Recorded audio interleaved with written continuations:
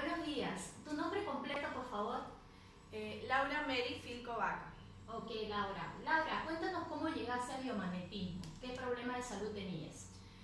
Bueno, llegué sobre todo porque tenía un problema de roncar, que sí, yo creo que a la larga iba a afectar mi salud, y en sí estaba sintiendo como que tenía mucho sueño, no descansaba bien. Entonces creo que el tema de los ronquidos es peligroso, sobre todo para la presión. Entonces me interesó mucho venir y probar el biomagnetismo.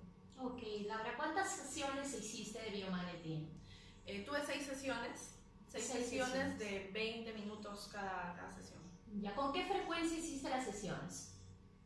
Cada semana. Una vez por semana. Sí, una vez por semana. Perfecto. Entiendo tiene que ser más veces, pero lo que me permitía el tiempo, ¿no? Perfecto, entonces con 6 sesiones, una vez por semana, ¿cuáles fueron los resultados que obtuviste? ¿Cómo te sientes ahora? Bueno, mucho mejor. De hecho tengo más ánimos, ya no ronco en las noches, ya no despierto con el cansancio, con el dolor de cabeza que me venía todas las mañanas, que tenía que estar con el café a cada rato.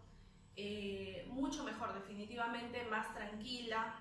Siento que descanso, que por lo menos tengo tranquilidad en el día también, ¿no? Porque tiene mucho que ver con Exacto, descansar digamos tu bien. sueño se ha convertido en un sueño reparador. Exactamente, Un un sueño reparador. Ok, Laura, ¿tú recomendarías entonces la terapia de biomagnetismo? Sí, claro que sí, porque no solamente te alivia el punto que estás viniendo a arreglar, ¿no? Sino que sientes una mejoría en general. Integralmente. Exacto.